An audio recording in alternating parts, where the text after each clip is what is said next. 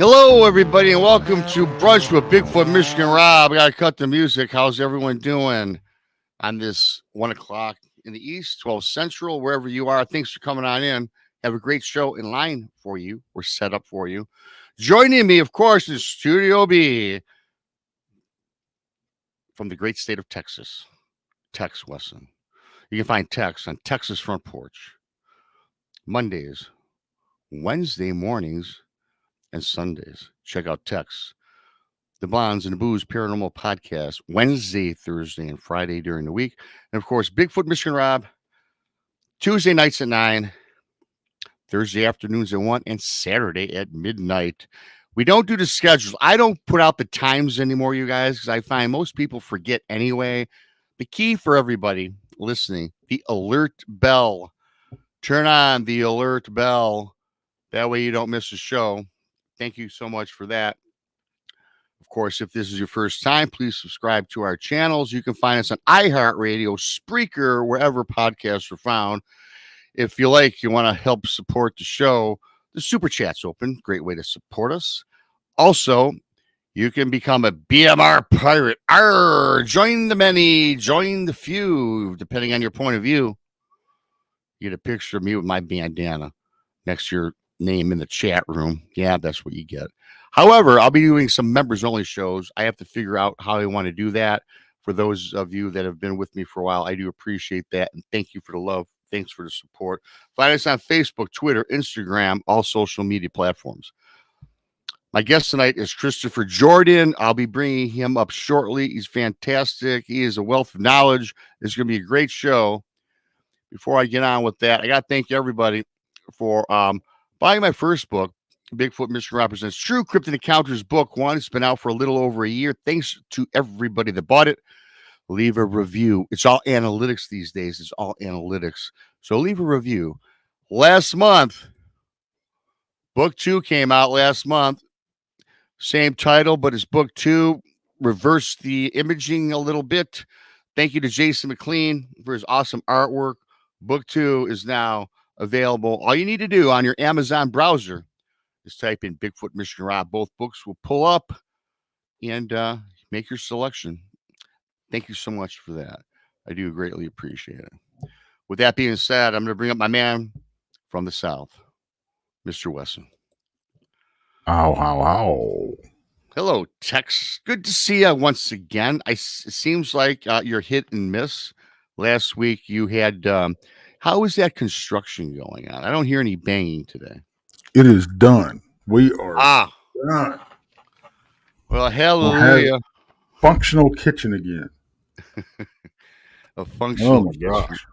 Hey, did you get the granite countertops, the oak, or the cherry wood? I mean, did you go spend $1 million on all that stuff? No. Well, you big money now, Tex. Yeah, that's it. Yeah. No, people don't know this. Tex moved to a mansion. He just doesn't like me to tell that. Yeah. 4-bedroom mansion. That's yeah. Well, the rooms are 20,000 square feet. So that's 8,000 in the bed. You know, you got a personal John and toilet for everybody in the house. Well, it's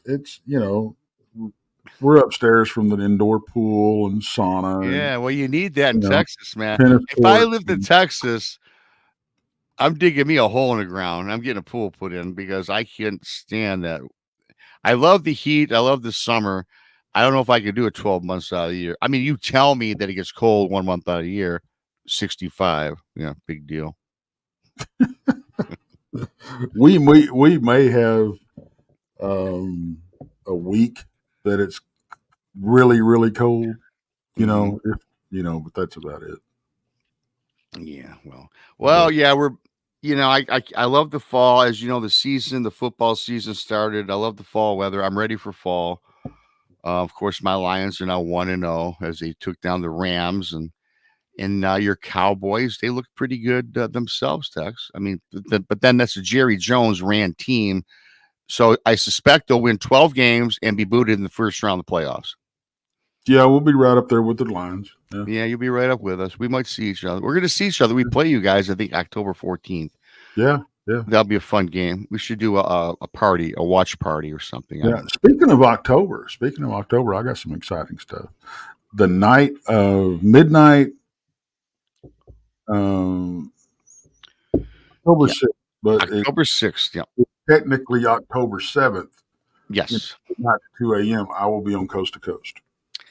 Absolutely. Tex, congratulations. I was on 3 weeks ago. It was an awesome time. You'll have a great time. George Nuri, great guy, easy interview. Nice guy, personable guy. You will do very well. Great show. And that's my show that I did with him is behind a paywall. I think the free stuff comes out like in another month if you're not a payer, if you don't pay for Coast to Coast. Because I think if you don't catch it on the AM dial, which I can never find it on my AM dial, you get it eventually for free in a couple months. So that's pretty Yeah, cool. I know where it's at, and it's 5:70 a.m.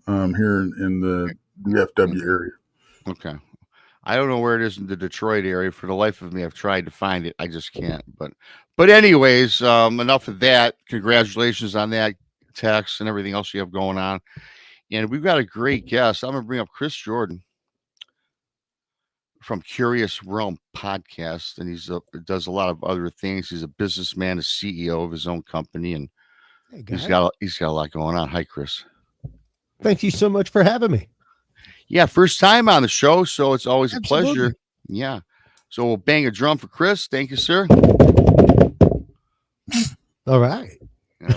That was my desktop it's not quite the drums. That's what I was talking to you about. I need some audio. I need to get something to integrate into this. We can have drops. Oh, we can get you taken care of there. That's super easy. Yeah. Cool. I'm looking to move forward with this little podcasting got going on. You need some like. Hey, so I know there might be a few people. Yeah, right. I like your background. I like the background, the setup you got there. Pretty sweet. Do you play keyboards? I do. I make a whole panoply of electronic music. So, tons of binaural beat therapy music, things like that. And nice to soothing. Other more electronica infused electronic music. So, like my theme music for Curious Realm, I wrote all that kind of good stuff. So. And by the way, the bio for Chris is in this show, and both of his links to his channel, his website is also posted in this show. So go check that out. Subscribe to Chris, curiousrealm.org. So instead of reading your bio, I don't like to read people's bios. I'm with you on that. I like to, I like to have the guests just give a brief background, and because you are well versed in all the topics that here on this show and on the porch we talk about. Oh yeah. And if you'd like to give a brief short bio, we get on with it. Sure. I'm a audio video engineer by trade. I've spent probably the last 20-30 years of my life producing audio video content, live studio, all kinds of things. In addition to that, researching esoteric topics, everything from alchemy to paranormal to cryptids. And now with my show Curious Realm, I interview tons of researchers, and that's mainly what we do, is interview researchers, authors, things like that. So kind of what we all do across the board. I think it's fascinating to talk to different people, different walks of life, different researchers and their experiences. Yep. And we'll probably dabble in all that today, but there was something that I was reading your bio that you're kind of you're very into and know a little bit about, I suppose. We'll find out, I guess. It's about these ancient lost civilizations. I kind of want to kick the show at that, and we're going to probably go all over. As I said in the show description, a smorgasbord of high strangeness, and that's what we're going to get today. That's right. And when it comes to these ancient civilizations or these lost civilizations, the first thing that always comes to mind with everybody is Atlantis, right? Sure. Is that myth? Is that something that is prevalent today? Because I know I've seen a lot of documentaries, and I still walk away not knowing the truth. There are a lot of documentaries out there on it. Really, Fado Credo were the two works of Plato from the five dialogues of Plato that prominently featured Atlantis. That is where we get the classical description of Atlantis. That's where we get the story of Atlantis falling under the waves, all kinds of things. Is Plato.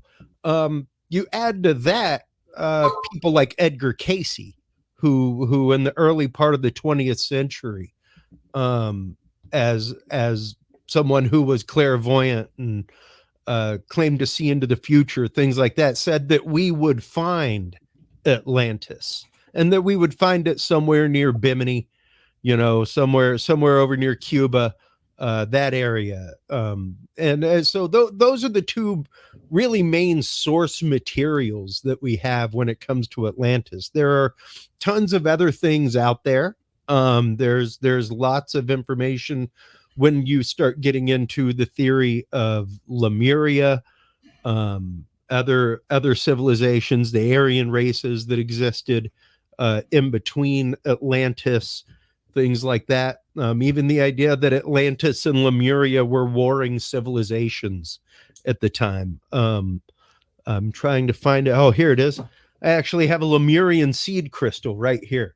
That's a prime example. This is a crystal that, due to its striated patterns and things like that, people call it a, quote, record keeper, and believe that these double terminated crystals were basically used by ancient civilizations to hold vast knowledge, kind of in the same way that Superman held knowledge in crystals, stuff like that. So tons of fascinating things. And even now, when you look at it, like you can literally look up terabytes held in a crystal, and you will find from Wired magazine a brand new hard drive that's coming out made of a thin layer of quartz that can hold like 250 terabytes.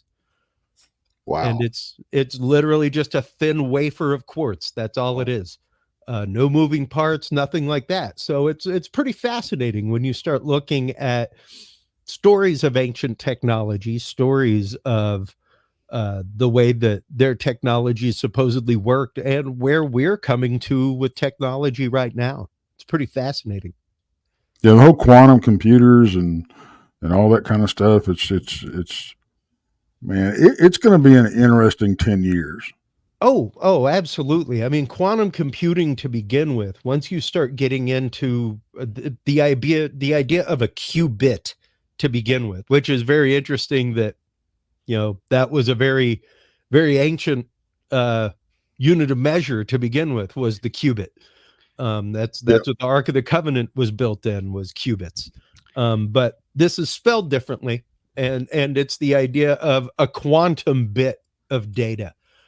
So as opposed to where we have terabytes, which for instance would be a trillion. A trillion bytes of data is a terabyte. You start talking petaflops of terabytes and you start getting into qubits. It's absolutely amazing, the idea of writing information on atoms, using atoms as a transmission of data to begin with. It's pretty fascinating scientific material once you start digging into it. When you get that, when you're talking about those kind of numbers, it's hard to get your mind wrapped around how much that is. Yeah. Yeah. And there was one that was recently done. Let me find it.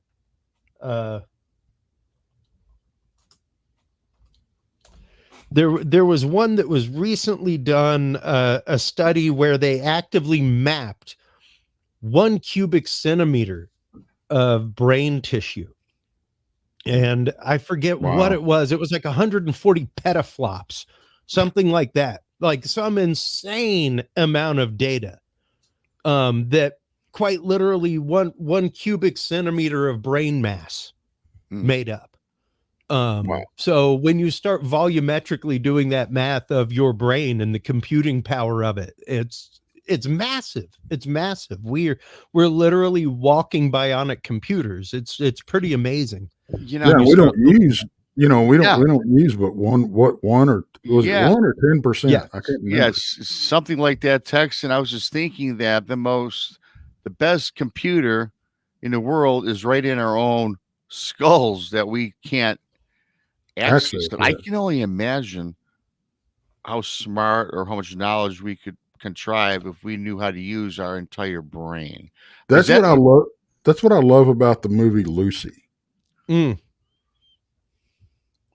was that Scarlett with Johansson. okay, I saw bits and pieces of that. You know, I'm Yeah. not a big movie guy. Yeah, she gains all that the use of all of her brain, Wow.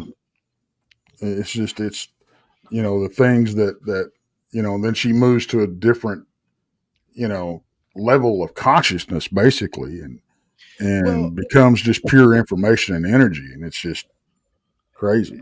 and that's a pretty phenomenal thing to think about. One of the things that we kind of mind explore on my show with regularity is quite literally the idea of, are we even here, man?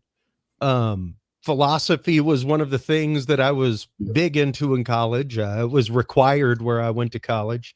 And so sitting back and philosophizing and thinking about things like that, thinking about the idea of the world as a simulation, when you start breaking things down to literal ninth grade physical science, we are 90% empty space. Yeah. By all physics, we're 90% empty space. This crystal I'm feeling in my hand is a repulsion of electrons. It's not an actual physical object. Right now, us in Texas, we're sharing an electron shell with you in Michigan, Rob. Yeah. Like that's actual physics. That's real science. So to think that we're anything more than a conscious vibration individually is a little silly, I think. That's just science. It's so hard to comprehend though. It's a huge concept. Yeah. It's a big sack of taters to stand on the corner with, Tex. It is what it is. It is a really big sack of taters to stand on the corner with, because it is the idea of, and we've talked about it on my show whenever you've been on, Tex, the idea of, even when it comes to paranormal encounters, are we manifesting them? Right. Even by preparing our equipment and thinking about Haunted Hill House and the stories you've heard and the things you've seen, and by putting all of that out there, are we physically manifesting something? I've heard stories from a lot of very successful people from all walks of life, and I heard this kind of at an early age, and I never really give much thought into it until like recently. But I do believe that we have the ability to manifest our own success, our own visions. I've heard many of these successful salespeople in the real estate business that will put up a picture of a mansion on their refrigerator, and they look at it daily. I'm going to sell this, or some people might want to purchase that, and that's their goal. Buy a vet, buy a mansion, sell a mansion, sell a vet. And the people that use their mind and actually literally manifest this stuff, and a lot of these people, they claim that it works, and they credit that for a lot of their success with a lot of these people. Well, and you do kind of have to bring in the concept of manifestation in the world. You do kind of have, and there have been studies done since the 1930s on placebo effect, and the idea of I could give you a perfectly viable pill, Tex, and be giving Bigfoot Rob a placebo of sugar, and he will have the exact same affect that you have taking the actual medication, because he's been told that he's taking the medication, and you should be feeling this by now. You should. There's a whole episode of MASH about it, where they convince Klinger through salt tablets that, oh no, you're not hot at all. What are you talking about? Like, you're cool as can be, right? And it's pretty funny. but our brains are more than willing to do that. They are more than willing to psychosomatically make us sick. Mhm. You know, you can physically talk yourself into being sick, folks. Like, And don't Oh, even yeah. but you play can with do the opposite too. You can. And it's pretty remarkable because there are double blind studies of prayer works. I You used know? to, and I quit doing it for some reason. I don't know why, but when I felt when I was getting, feeling bad and stuff, I would actually visualize the virus or whatever you want to call it. I would actually visualize myself in a physical altercation with it and Okay. come out on top, and it would keep me from getting sick. I don't know. I don't know if that's psychosomatic. Well, I guess it is, Well, it but is sure. No, it's the but it power of works. positive thinking. It works. Absolutely. And when you start looking at that, I found that stat, by the way. I've got it right here. It was a study that was done where they took 1 cubic millimeter of tissue. 1 cubic millimeter had 150 million synapses and took 1,400 terabytes of data to map. 1,400 terabytes of data to map 1 cubic millimeter of the human brain. That is crazy. That's a massive amount of data. Yeah, that's unimaginable. I mean, Yeah. really. It is. And, think about this. If we could actually access even 20% more of our brains, Yeah. I'm thinking that maybe there's a reason why we can't.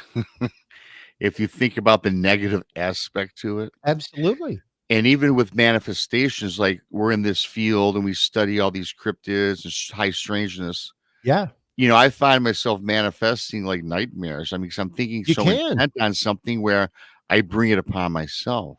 Yeah. And just imagine what you could do if we could utilize another 20% of the brain. That could probably be scary. And I bet you this country or the world would be dangerous. Not that it's not Absolutely. already, but you get what I'm Absolutely. saying with this. Well, I mean, there's a study that I've been showing quite a bit lately on my show, and especially whenever I speak on shows about binaural beat therapy and binaural beat music, things like that. It was a study that was done by the National Institute of Health right toward the tail end of COVID. And the results basically showed the fact that people who are regularly exposed to a negative news cycle actively have bruising damage to their hippocampus in their brain, which is one of the regulatory organs of your brain that help regulate your emotion, help regulate the fight or flight response of your amygdala, things like that. So yeah, even the idea of being bombarded by negative news all the time, it can actively affect your brain. It'll make you negative. It puts you in a state of depression in some cases. Yeah. And then you marry that with lock a bunch of people up for 2 years and keep pumping them full of fear and keep it's going to have an affect, and it has a massive affect. And that's what's kind of interesting is that we are more and more finding that idea of manifestation is a real thing. Yeah.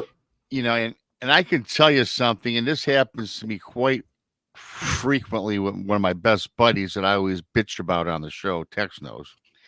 I got this friend, and I swear he's an energy vampire. And not unwittingly, of course. I was going to say, of his own accord or not knowing he's doing it. Not because I know he drives a truck. He's on the road all the time. And every time he calls me like at 2:30 p.m., I know he's coming home from work. And every time I answer the phone, I just keep it at arm's distance because all he does is bitch about driving, traffic, and he's just negative Nelly, right?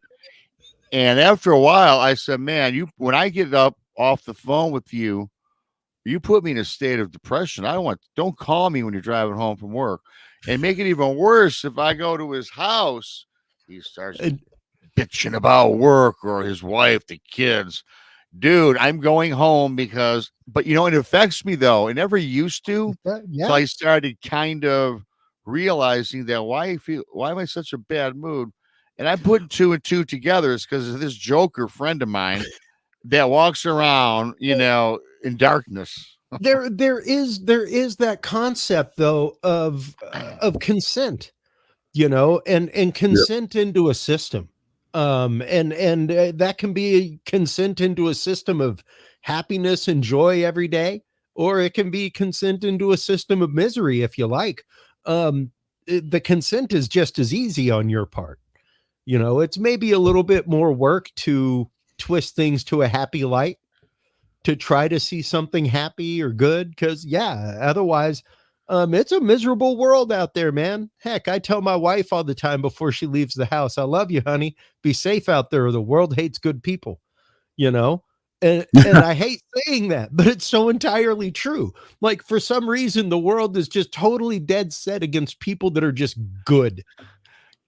I've had people say, "Why are you smiling all the time?" How could Because get it's why not you that why are horrible. you happy? Because it's not that Why? horrible, and it Because doesn't I'd have to rather be that horrible. It doesn't have to be, and that's I just it. We kind of allow it to be that horrible, We do. and we're sold this false bill of goods. We're sold a false bill of goods, especially here in America, of happiness, what happiness is. yeah. The idea of having to keep up with the Joneses for happiness, when, hey, maybe what makes the Joneses happy next door doesn't make you happy at all. Well, no, it makes them miserable. know? Because again, I can relate back to my buddy who always wants to keep up with the Joneses. I need my kids to have this, that, and the other. Well, frankly, they can't. They're not in a position financially to afford what the other guy can do. But yet, and they're so intent on doing this for their house, for Yeah. themselves, for the kids, whatever, that they literally, because they know they can't achieve this, they now are always depressed. Yeah. I mean, it's not just my buddy. I've noticed that with many people throughout the years of just speaking with people that are friends, family, who, whatever. I believe a lot of us bring, a lot of people look for excuses and blame it on Joe Blow for their troubles. I'm a firm believer. We create our own luck. We create our own success. And I Yep. think, we manifest a misery or happiness. Yeah. Well, and we kind of talked about it on yesterday morning show. Me and Paul did. The whole concept of just opening a door for somebody, and how evidently it's a Texas thing, because we do it a lot down here. Small kindnesses, and Yeah. when Pay I it was in forward. when I was in 7th grade in like 1986, there was a class that only like 10 other kids at my junior high took, and it was called CARE. It was a class that we had after school. Once a month we had like a general meeting during school time, but the idea was it was different kids from different basic cliques in the Right. school, whose goal it was to make sure that everybody had a good day at school. Yeah. Like, didn't matter, man. If the nerd is standing in the lunch line and he's got a cool shirt on, be like, hey dude, nice shirt. For all you know, you telling him nice shirt is the only good thing that happened to him that day. Yeah. Right. It makes the world of difference. That one random act of kindness, of taking your time to stop and hold the door open for somebody behind you. Just being present of mind that there's somebody else behind you to begin with. Yeah. I do that all the time. If I go to the gas station or store, I hold the door open. Even if somebody's like 8 feet away, I'll stand and wait for them. I've always done that. Yeah. But you know what they say too, though? They say a lot of people don't smile because it takes more muscles in your face to smile than it's easier to frown. It is. Yeah. It's, and I quit watching the news. Good for you. About 10 years ago. And the stress level in my life has went down so much because of what you were saying earlier. Yeah. When you're beat over the head with something day in and day out, it's emotionally exhausting. Yeah. Well, it's like You know? my mom used to have real problems sleeping at night. And I grew up in Houston, man. She fell asleep with the news on. It's like you're falling Oh, asleep with a literal body count on Yeah. the TV while you're asleep going on in the background, and you're wondering why you're not resting well. Like you're literally hearing about the 28 different murders that happened in the city today. Like wow. But that's where we are, and it's so interesting that our brains are pattern machines, man. Like they are, and it's because of evolution. We can blame evolution for it. These patterns of recognition are what kept us fed. They're what kept us safe from animals. They drive us to good things ultimately. But boy, howdy, can they be hijacked by the negative, and even when it comes to experience and the way that somebody processes an experience. Prime example would be a UFO UAP experience. It's pretty rare that a third or fourth, a CE3 or 4, close encounter of the third or fourth kind, that has happened voluntarily. Pretty rare circumstance where it's like, hey, Chris, you want to come aboard our craft? Yeah. For those who don't know what a CE3 or 4 experience is, what for the people that might not know? Close encounter. The close encounter scale was come up with back in I guess it was Jacques Vallée many years ago who came up with the original, and now there's CE5, which is the protocol that people are using to basically human initiate contact. Almost again like a manifestation. You're looking up into the galaxy and you are wishing to see an alien or a craft, or almost like praying to it. And it's interesting because I am and I've said this with Tex on my show before, I am a firm believer in physical manifestation, physicality of UFO UAP. I'm a firm believer that there is a large hominid species walking the forests of North America and beyond. A big believer in that. But I'm also a believer that there is something else that is there using the trope of our mind that we would be okay with as a point of consent for experience, where it's like, if you saw me in my true form, you'd be frightened, but you're out here in the woods, and if you saw a Sasquatch, you would be okay with it. So that is what I'll appear as right now, so that you're comfortable with the experience and we can both keep moving on. I'm with you. I believe you could dual phenomenology going on with all of this. I tend to agree with you because I think I can manifest things, but I also know this too. You just can't sit there and say, hey, I wish this, I wish this, I wish this. No. You also have to put intent into it, and you've got to actually physically mean what you're talking about. Yeah. And it doesn't happen overnight. It's a process like anything else. And typically whenever I taught for years and years and taught spirituality to 7th graders, I would give them all a slinky and let them just sit there all class. Like, you're going to get to enjoy that slinky. It's full of like with physics, it's full of potentiality. It's a spring, but you have to move the slinky. It's not going to slink on its own. Right. The universe is not going to move on its own. You have to begin the motion. You've got to start the push, and then the universe's momentum will take over, and it'll slink downstairs and go over things and do all kinds of stuff. But until you put the motion into the spring, the potentiality is zero. Because you haven't put the potentiality into it. It's got all kinds of potential energy, but it will not be released until you actively push. Yep. So it's pretty interesting, because even at that point, when it comes to paranormal, it's the idea of you want to push, but how much is too far pushing, and that's something that I've speak about regularly is at what point do you stop asking questions of the spirit? At what point do you stop trusting a spirit that you're talking with while you're in the middle of a paranormal investigation? You know, at what point could you actively even start trusting one? Mm-hmm. Is another point, you know? Yeah. Yeah, I know Tex is something brewing on his mind there. How do you know when you can trust a spirit? It's it's a tough point to bring up, but it's one of those, like, if you're out investigating paranormal, because I mean, even with my observation log, man, people forget, once you have observed something, once you've had an encounter, the science has begun. That's step one of science, is observation. So once you've seen something, whether you like it or not, you are a citizen scientist. The science has begun. The observation, the first part of the scientific process, is there. You saw something.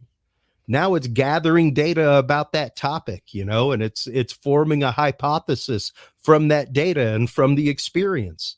And then it's poking and prodding and testing. Like, people get very upset at all the rockets that are launched on Secret of Skinwalker Ranch. However, what they're doing is a repetitive poke and prod. They know that when they launch a rocket, they typically get this. So let's keep launching rockets during these different circumstances and see if that keeps happening. That's repeatable science, you know? So yes, it's very boring. So is science. You know, You since know, you brought up most science isn't sexy. Yeah, and since you brought that up, I think a lot of us have watched that show to an extent. What's your take on that? Because you're right. I notice every time they fire a rocket, there's some anomalous. There's some wild stuff that goes happen. on, and it's pretty fascinating. And I'm wondering what brings that on. The rocket. That's the thing I can't pinpoint. Why does the rocket all of a sudden make these objects appear? Yeah. And is it for my take? At least geologically looking, I'm a huge rocks and minerals nerd, things like that. Okay. I think that we are looking at what is quite possibly a very large crashed meteorite under the ranch in the basin. We know that Blind Frog Ranch is right down the road. They have numerous layers of iridium, things like that over there, which are normally associated with meteoric crashes, stuff like that. So I think that is possibly what is causing that very large dome-like anomaly in the air, is possibly kind of a focusing of a magnetic field from a very large magnetic object to where it's being projected away from the object, you know, by the natural curve of the earth there, the crater that they're inside of, everything else. That's just my natural take on it. And with that geologic and geomagnetic anomaly, you could be talking, like Travis Taylor says, you could be talking micro wormholes, all kinds of things once you start ranging into that high magnetic range. You know, I've never gotten into the crystals and everything. Now, Danielle and Monica and Brandy especially, Krista a little bit, but not so much as the other three. They are, you know, and pretty much every time I go out of town, I try to get all the team a little something. Oh, that's nice. And the girls are so easy because you just pick up a crystal, you know. But I found some stuff, and I was going to show you this. I don't know if you ever heard of it or whatever, but it was so interesting looking to me. It's so gorgeous. It's called peacock ore. Yeah. And it's just like, it's just insanely beautiful. Yeah. You know, peacock copper. That's what it is. Yep. Yeah, and that is basically a titanium coated copper is what that is. Is that what it is? Yeah. Yeah, the whenever you see the peacock like that, it has typically been ionized with titanium. So whenever you see like aura quartz, stuff like Mhm. that, that's a quartz point like this, but has that rainbow to it. Yeah. They've normally been ionized with titanium, something like that, to give them the rainbow effect. It's pretty interesting and fascinating. And yeah, I'm a huge believer in rocks, minerals, crystals, things like that. They are um, natural vibratory states. It's pretty fascinating once you start getting into it. Have you ever seen that guy that did the vibration experiments out of Canada back in the 70s? Where I can't remember his name now. Hutchison? Yes. Yes. Oh my gosh. Yeah.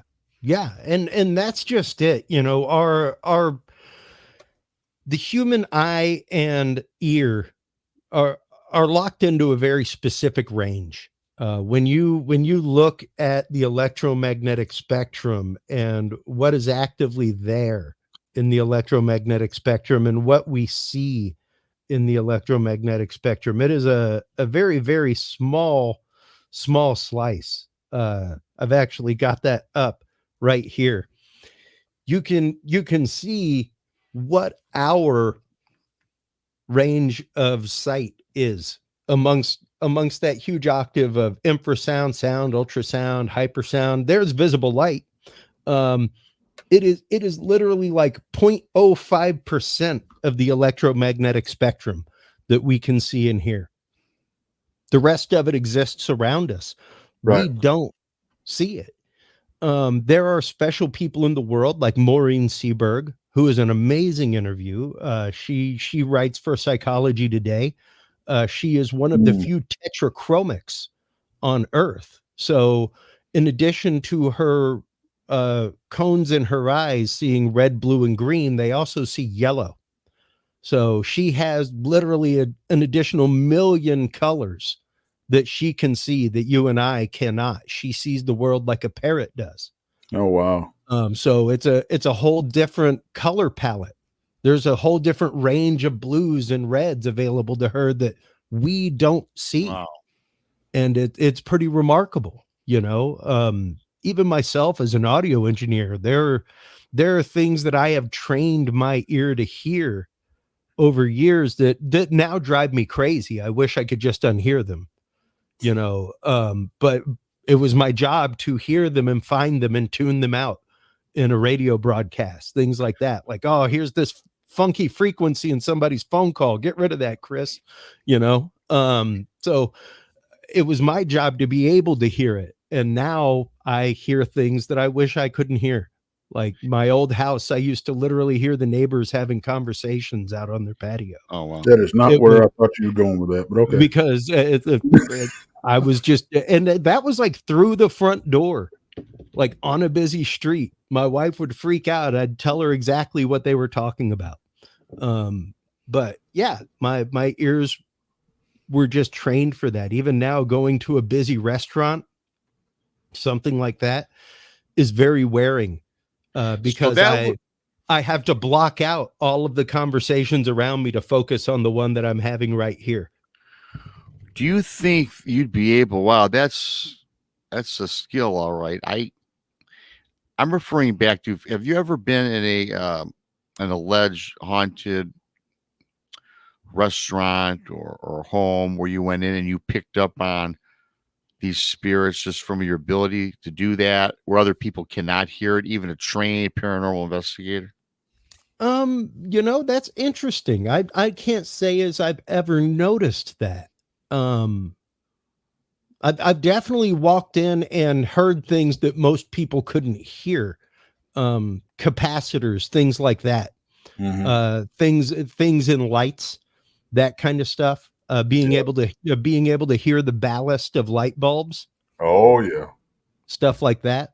And being able to identify that where it comes through on a recording but it doesn't come through with your ears because your ears may just be older and tired, you know? Mhm. So yeah, it's interesting. There have been numerous times like that where, my work, and I guess what I would typically call my forensic audio work, which I did for years for lawyers and things like that, like actively recovering audio, stuff like that.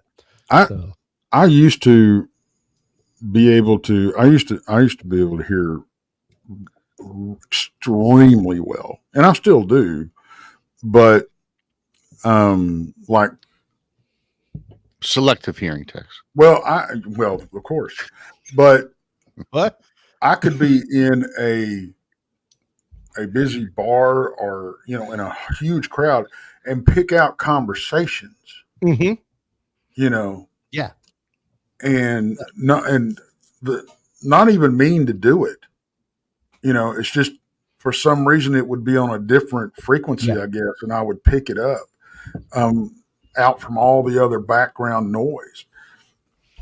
Yeah. And I've tried to do that with going out in the woods, going out in the field, because there's stuff that you can pick up that not everybody's going to hear.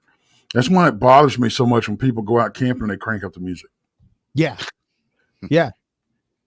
Well, and that's kind of one of the things that I've mentioned numerous times, especially when it comes to gathering evidence, looking at evidence, things like that, is, do you have somebody on your team who is good with things like that? Right.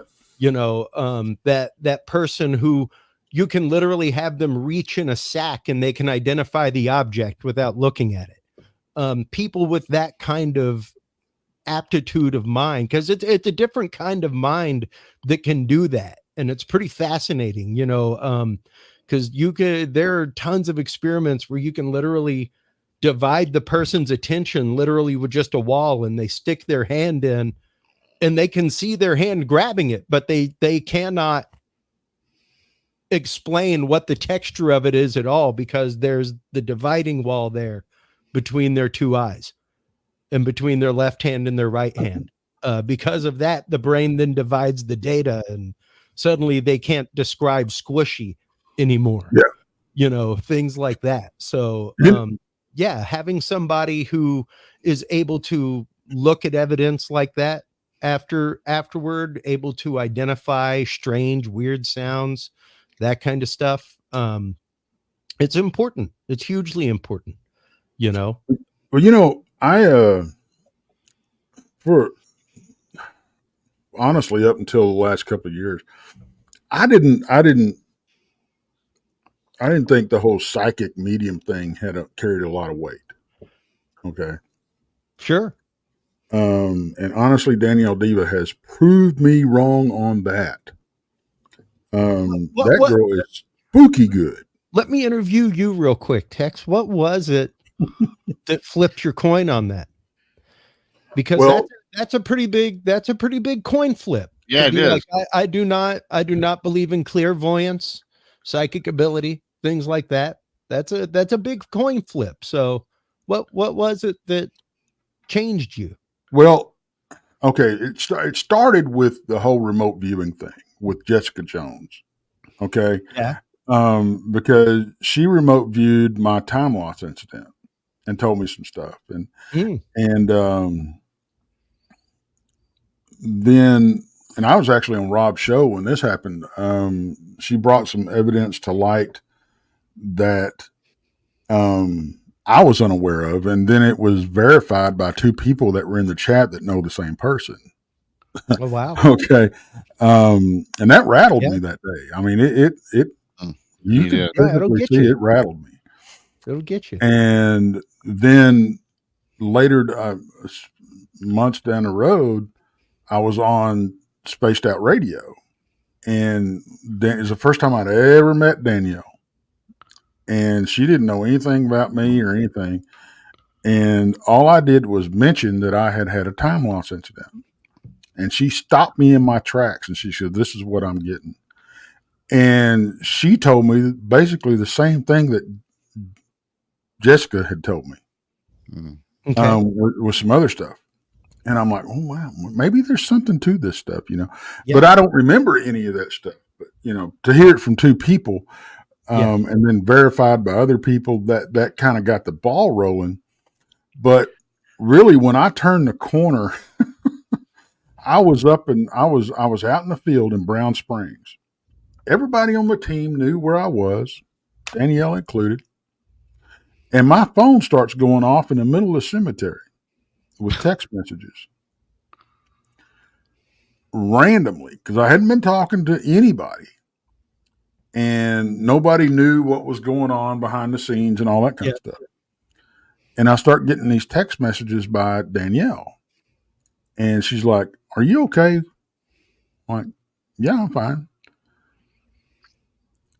And then it's like, I really think something's going on. What's happening? I really don't feel like you're okay. And I'm like, no, I'm fine. It's all good. And she's like, well, I feel like there's two women involved. She kept on and kept on. Oh.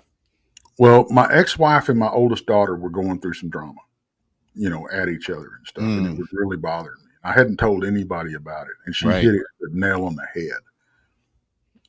And I'm like, how did you know this? And it's continued. I'll get a text from her. Hey, I'm just checking on you. You okay? What do you got bothering you? And it's on the money every time. So I'm like, wow. There was no denying it anymore. Really quickly, Tex, I think you can give real validity to your story versus because you weren't talking to a psychic medium in person, because there's some skilled ones out there. Oh, that can pull answers that for them, right, to make them look like they actually are psychic, right? And with this, there's some frauds out there. We all know that. Yeah. But this to me is more. I mean, this hits home a little more for you, and I can see that why you kind of flipped the coin a little bit, because out of random to get several messages and two people say the same thing, and people in chat room notice some things too. I remember that show distinctly. Yeah. And I remember your face during that show. It just like dropped behind that big old beard. I could tell that you were like, wow. Yeah. Yeah. Yeah. And I was just curious because the day that happens to you, it's a day that you'll never forget. Like I'll never forget the first time that I saw somebody bend a spoon in front of me. It was now hang on. This was not the Matrix. Not even joking. It's something that they do at the remote viewing conference every year. Is they'll have a spoon bending evening, and it's pretty remarkable to see things happen.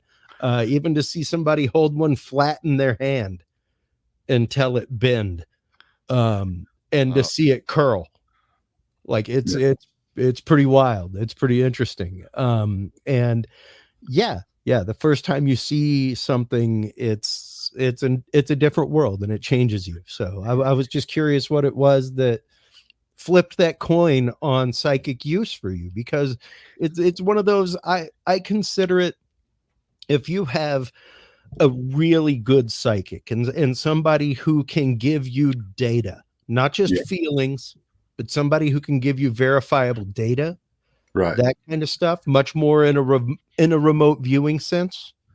Fantastic. If you've just got a random person going around asking spirits questions, I think you may be in a trouble area. That could lead to trouble rapidly, as far as I'm concerned, because now you're putting a different world of invite out there, expecting and looking for an answer. Yeah.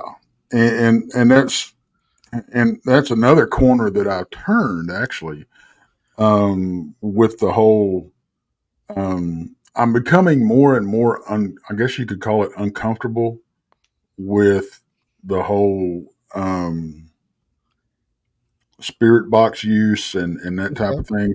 And we did it in Brown Springs this last weekend, and I don't know if the audience or anybody picked up on it. I wasn't real comfortable with it. I'll still do it, but I'm. Was that the show we did live the other day? Yeah. Okay. I kind of view it now as is like you said, Chris. It's an invitation. It can be. It can. So I think you have to really, really. Hey Jackie. Really, really have to reinforce your wall. You know, and it's kind of hard to focus on when you got a camera going, when you're trying to interact with the audience and the people that are interviewing you and everything else, and then you got this going and everything. But it kind of concerns me to start inviting stuff to communicate with you now. You know, and it may be just because I don't have a handle on it. I'm not experienced enough in it yet. But maybe I'll get more comfortable with it down the road. Well, I don't know.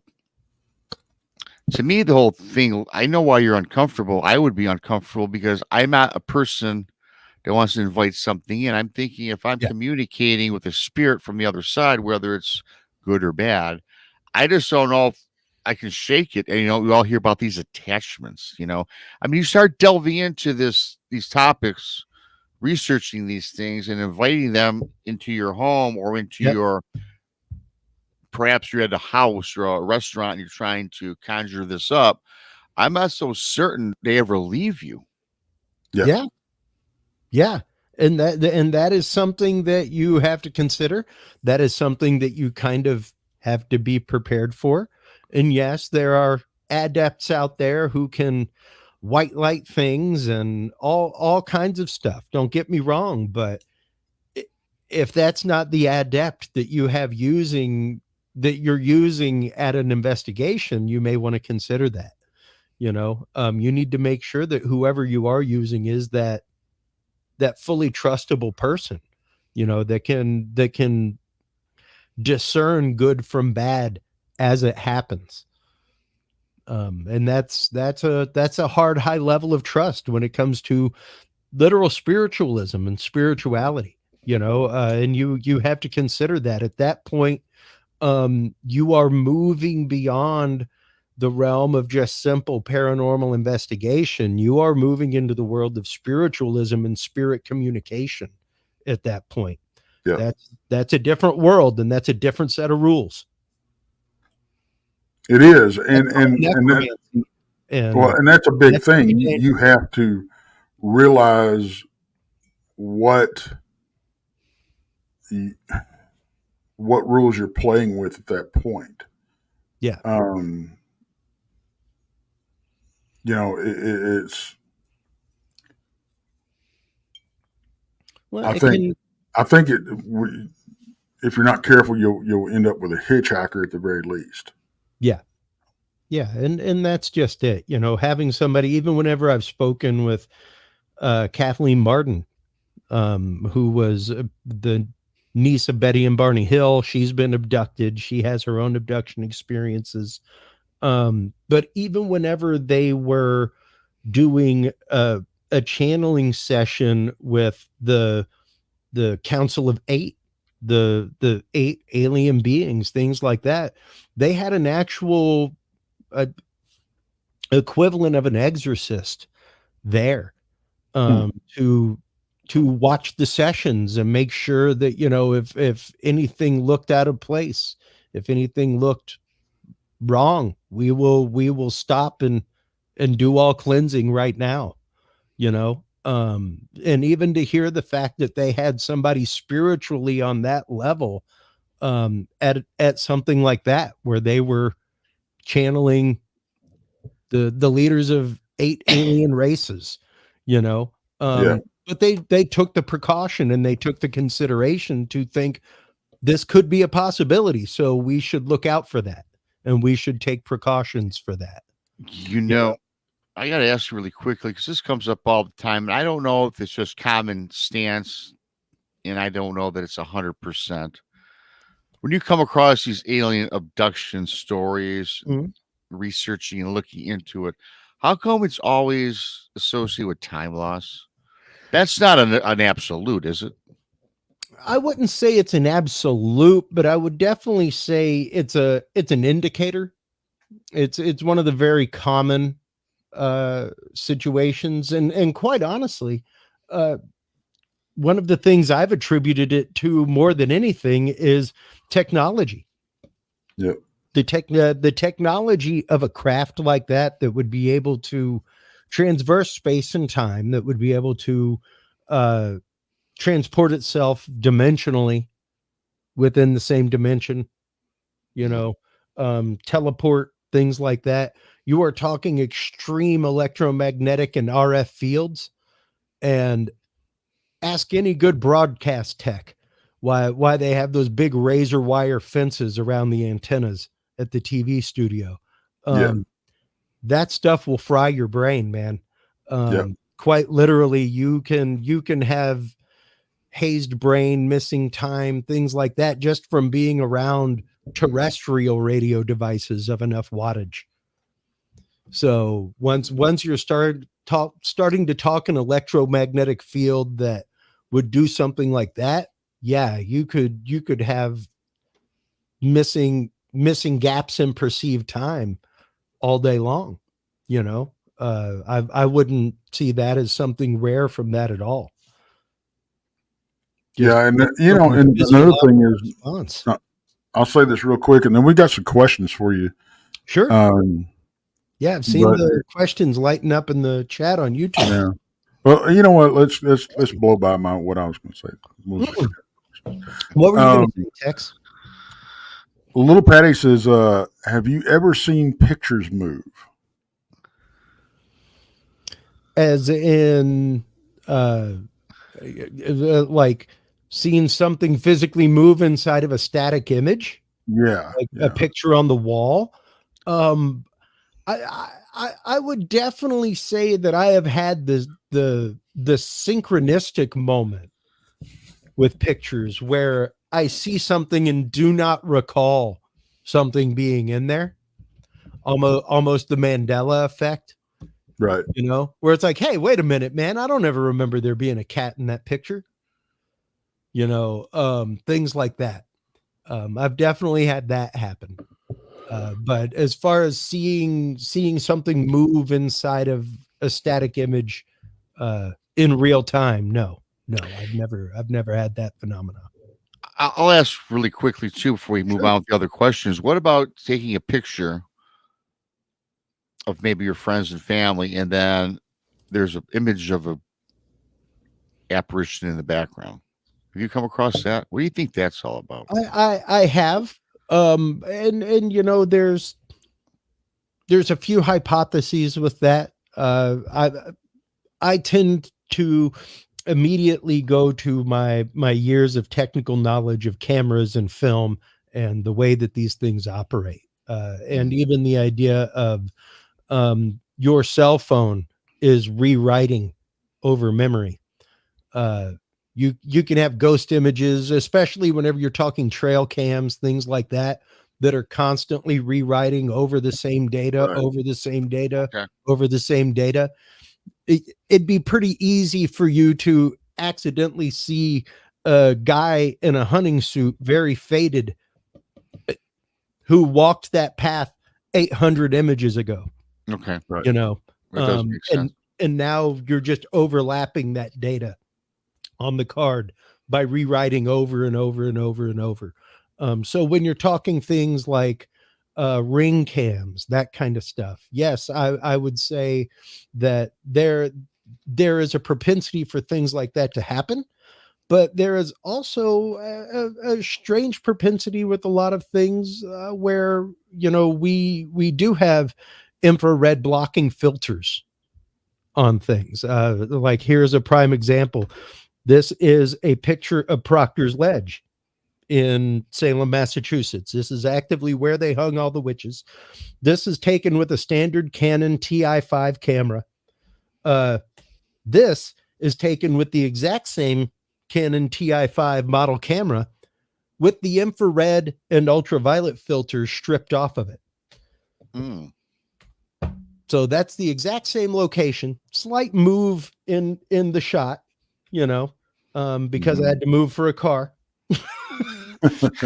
But you can see the different wavelengths and things like that. And the idea that, perhaps that infrared ultraviolet filter might be blocking you from seeing something that is in the near infrared or ultraviolet could possibly be. So that's why there are people out there that you can send your camera to have it modified and have those filters stripped off of it. I use that camera specifically for astrophotography, things like that, taking pictures of high emission nebulas, that kind of stuff.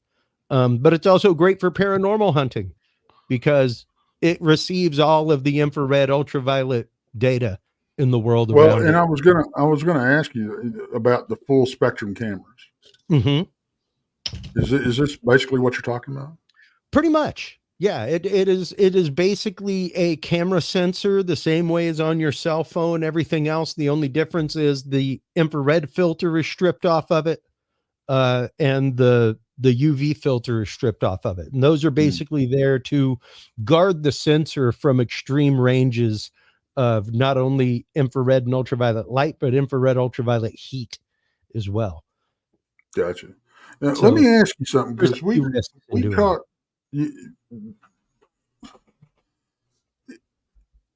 we caught something up in the field one time, and I know I'm bringing up Brown Springs again, guys, and I'm sorry, but with since I've got an audio visual expert with me, okay, we caught something on thermal that we couldn't see with the naked eye. Yep. Okay. And I'll call it an orb just for argument's sake. Okay. But we couldn't see it with the naked eye, but we could only see it with thermal. And it was a heat signature. All right. And it was hovering about a foot off the ground. It was about that big around. And it was undulating like we call it like a bubble in a lava lamp. Okay. And the kicker to this is when I moved towards it, it moved away from me. Mm-hmm. When I moved back, it kept the same distance and moved right back in its original location. What in the world? And, especially when you're talking about visible in thermal, not visible, you could be talking about temperature inversions, all kinds of things, of course. But when you're talking about something that keeps its shape, maintains its shape, seems to respond. It absolutely moved with intelligence. That's a different realm, and one of those prime examples. Unfortunately, people in so many communities, this is something that I've been trying to raise awareness with curious research. And that is the idea of please, more red circles. I know it sounds crazy. More red circles. You're killing me, Smalls. And here's the thing, because once again, science begins with experience. I'm not a fan of red circles. Here's the thing. With those red circles also comes the acceptance of the fact of when somebody explains what's in the red circle, you've got to be okay with that, because you have now still even though it has been put into the case of known quantitative within that red circle, you have now increased the realm of known quantitative to science, thereby increasing the range of unknown. Yeah, but aren't you now giving more range to unknown, because we now have a larger data set of known quantitative. So the more known quantitative we have to be able to immediately dismiss something, hey Ryan, the faster and easier we can get to the bottom of the 2 to 3% anomaly. That's but aren't you? It's like fixing a boxing match. I mean, you're you're telling people what to look for, and people want to see something so bad, they're going to pick out something, even though it may be pareidolia. Well, it might be, But and that's the thing. We have to to me, expose people to that, but to and we me, have to get people prepared to be okay with that. well, yeah, but to me, it's You think it's influencing the person viewing? yeah, and Sure. I think there's more validity to saying taking a picture that hasn't been messed with Sure. and going, tell me what you see, I and firmly believe and, that and, as well. and Absolutely. taking that same image to several different people. Now, if they start Yes. picking out the same thing without it being, marked in some way, Yeah. to me, that lends Sure. more validity to the image. Sure. And I would 100% say the exact same thing, Tex, that yes, it is quite honestly the idea that we need more people who are willing to be willing to put their data on the line and understand the fact that when you put your data on the line, it may be culled from the data set, but that doesn't mean that it's not important data. You may need to refresh your cookies there. If my camera is frozen. Yeah, your camera's frozen. Your audio is fine. I was going to make mention, Yeah. but I was going to let it roll. That's weird. StreamYard. Gotta love the IP direct thing. But quite literally, it's the idea of we have to be willing to take in more data as science, because if we dismiss it all right off, then we have a problem. And that's kind of my whole love of the relabeling of UFO to UAP, is that it has now removed that from the Kleenex box of UFO and put it into the world of phenomena, which phenomena is directly relatable to science. We have to figure out what a phenomena is. When a phenomena is interfering with a scientific experiment, then we have to, by nature, figure out what the phenomena is so that we can get proper data on the experiment. I'm going to ask you something about this, kind of the same thing that Tex was mentioning, yet a little different. I've gotten pictures. Tex has gotten pictures. Anybody that does this has gotten pictures. And yeah, there's the red circles, yellow circles, whatever it is. And the other day, I was having this conversation with a person we're talking over this photo, and it was in the forest, in the tree line, and there was probably 4 or 5 distinct faces. Now, what were these faces? I'm not going to suggest Bigfoot, Dogman, ghosts, anything paranormal, but you could distinctly see them. But it appeared in the picture, though, and I could see where if you didn't circle it, you might have a hard time seeing it. I'm guessing it wasn't pareidolia, but let's say that it's not. But my question is, and a lot of people have these photos. We've seen them all, right? And my question, though, is, and then I go on to talk to the person. Did it come fully transparent? Did you see a body, humanoid body? What was going on with it? So I'm thinking it over with this person. And do you think that sometimes when you see these half images of faces coming through the wood line or something that's on the other side, it's a realm or a portal that they're coming through, but they don't totally cross over to our side. And they're just kind of getting ready to transform into present day, yet they're trapped, or for whatever the reason is, they decide to sink back into their own realm of reality? Yeah, that could very well be. And I don't know why that camera is utterly frozen. That is really weird, because look, that's moving. That is weird, man. Well, yeah, but you are the genius tech guy, man. CEO. I'll have it figured out by the time we're off this call. Yeah, right. Well, but hey, the most important thing is we can hear you. That's just it. That's just it. And fortunately for you, it's not a bad pose. Yeah. Well, and it is the idea that, yes, I think that some of this may very well be, as we were talking about a minute ago with Tex, the idea that some of our technology is now burgeoning on reaching these vibrational frequencies and on reaching these things that you know, were once much more exotic are now much more commonplace. And I think it's much more our experience rubbing up against them that is becoming more commonplace than the actual phenomenon itself becoming more commonplace. I think it's more the fact of people are more in tune to it and more in tune to the fact of, oh, wait a minute, that feeling could be something, you know, as opposed to just dismissing the feeling, as we've been taught to rotely do throughout humanity, just to, oh, well, you know, that's just some creepy feeling that you have in the back, not that it's like a shadow person watching you from another dimension, you know, but it could be a shadow person watching you from another dimension. So even the idea of thinking about that brings a whole new world of reality. So yeah, you've kind of got to be open of mind and got to be willing to entertain these things. And when it comes to what we would call evidence, you know, I always say on my show, evidence is what exonerates you in court. Never let it be anything different.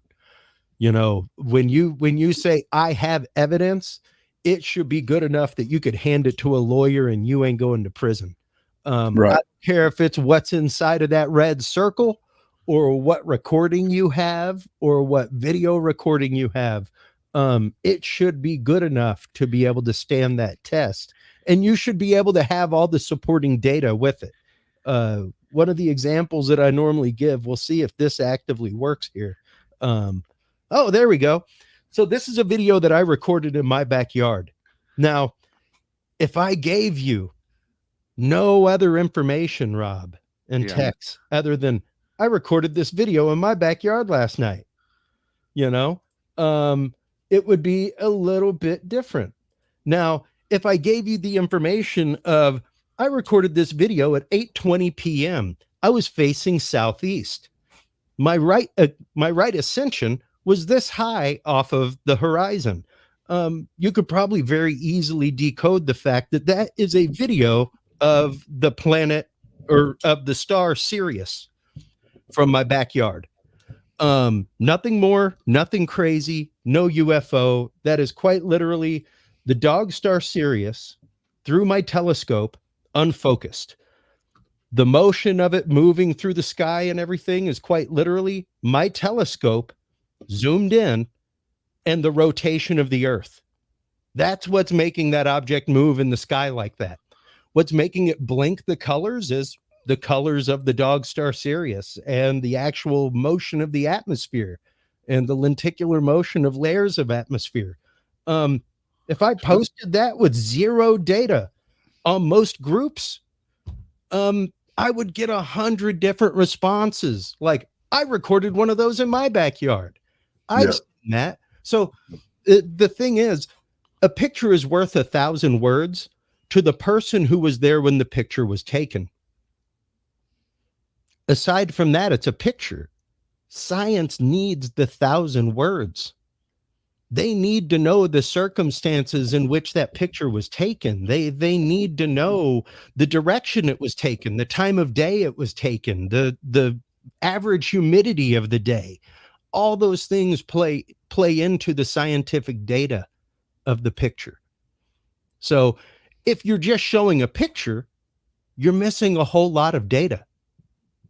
You know, even right now, just the still picture of me is giving you a very scant amount of data as to what's actively happening in my studio, as to what my actual frame of reference in my head is, if I'm maybe lost in thought, if maybe I'm worried about something.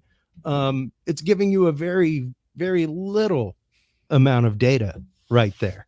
Whereas the moving picture and the continuous picture gives you a whole lot more. So you've got to be willing to ask the questions for more data. We as investigators, even as hosts, guys, the onus is on us to ask for more. Yeah. To always ask for more. And I will never deny anybody's experience. I have had my experiences that are totally unquantifiable. Like I entered the seminary because of a religious experience, man. Right. All right. Like, yeah, so I have had deep moving experience in my life that nobody else present had. Wow. You know, even the priest at the altar didn't have that experience that day. Could you elaborate a little bit on that? We always like hearing a nice little Yeah. experience story.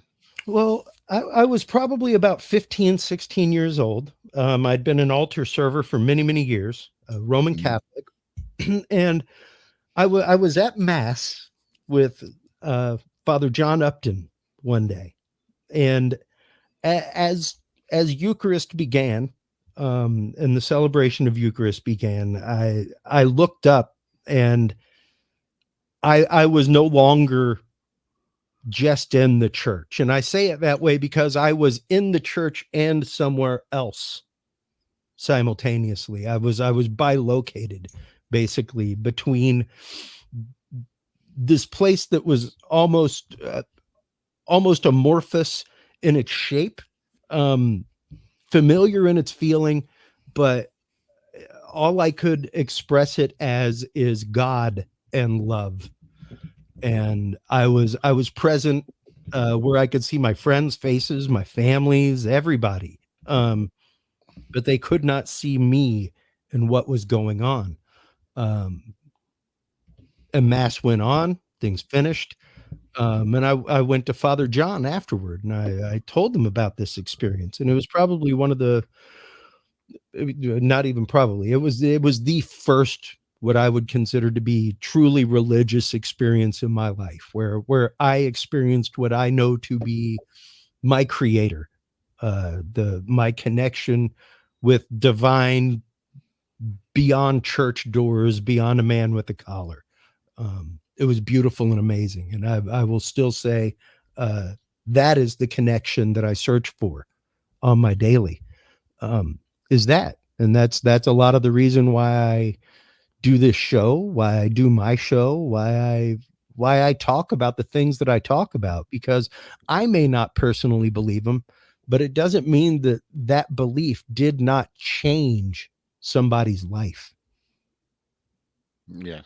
You know, and that the experience that that person had didn't change their life. So I can never detract from somebody's experience. I will always ask questions. Right.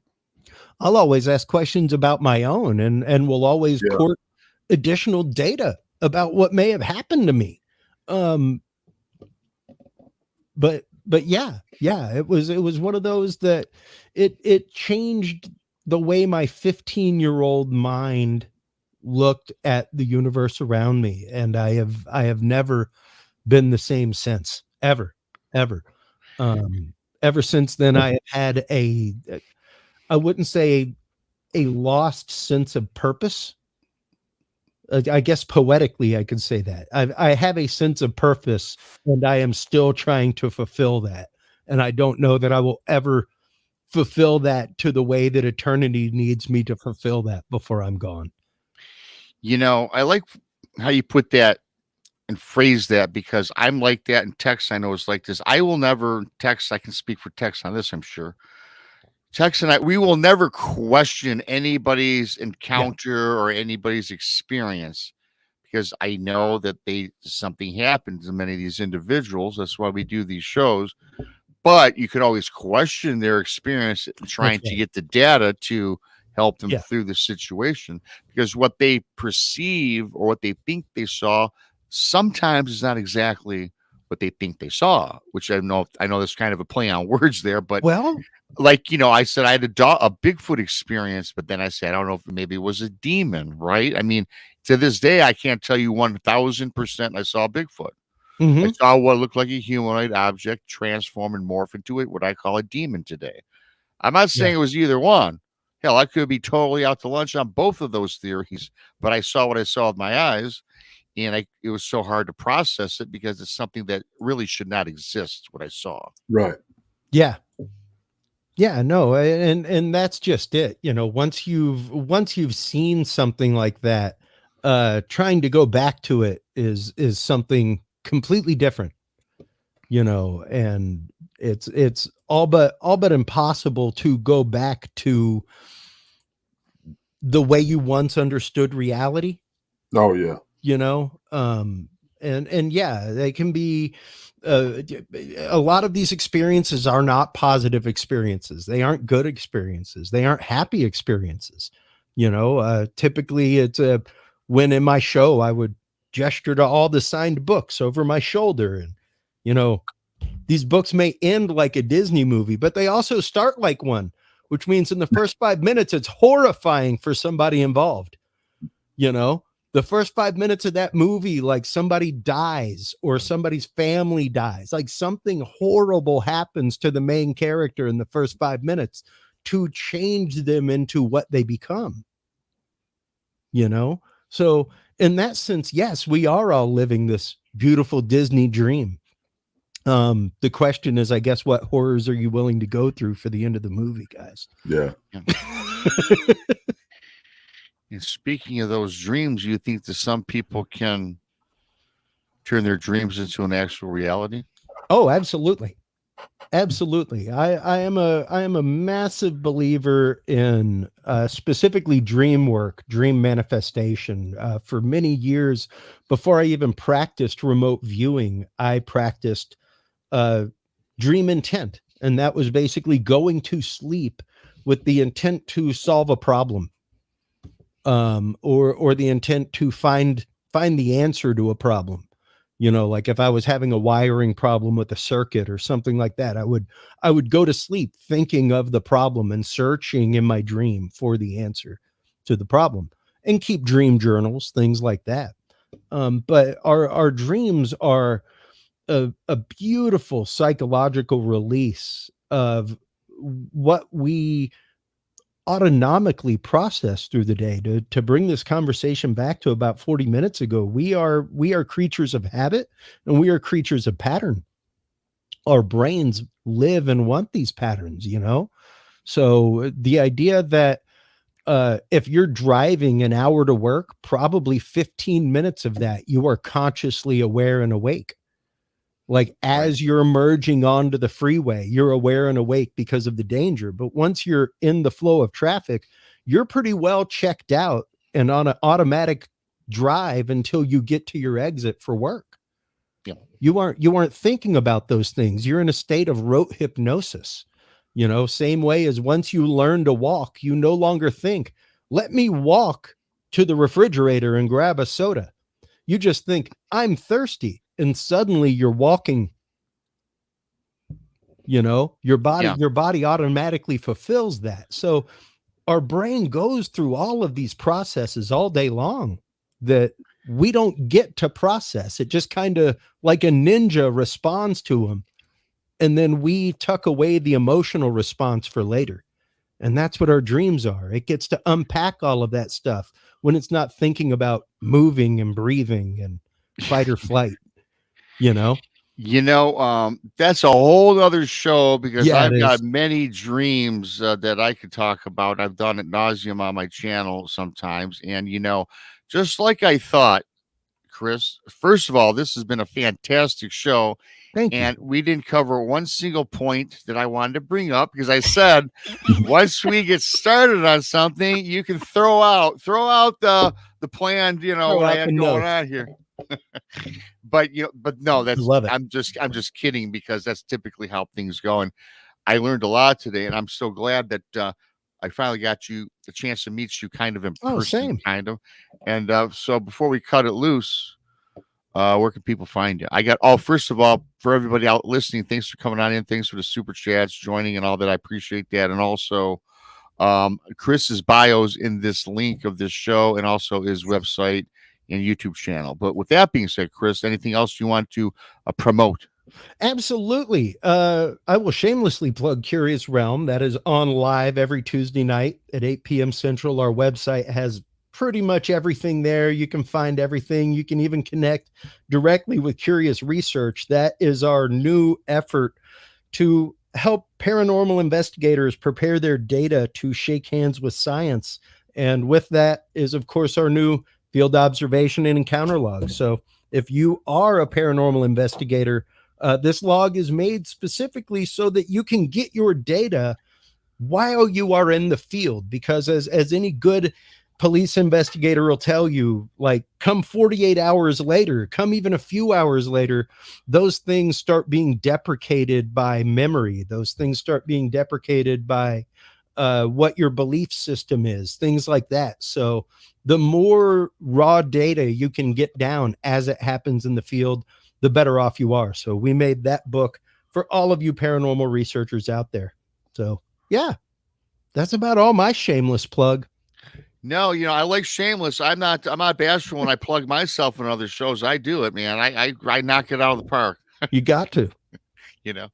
Hey, why not? You got to get to spread the wealth, get the data out there, right? You make great points, because me and That's Tex right. always talk about the data is so important. If anything you're going to get out of this show, data points. That's how we learn. That's how we grow and get better in this field, and seek some sort of answers, which I never think we're going to get them 100%. Well, research doesn't happen in a vacuum. Right. By definition, it can't happen in a vacuum. You have to share data. The internet was not made for it. As much as I love our shows, Rob, even my own show, it wasn't made for my show. It was made for MIT and Caltech to talk in real time. It was made for laboratory scientists to talk and share data. That's what it was made for. So let's bring it back to that, man. Like, we can do it. Every one of you out there with a trail cam, get a hold of your local wildlife department. Let them know that you have a trail cam.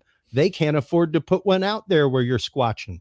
You can give them valuable data, and be saving the woods right there where you're doing all of this.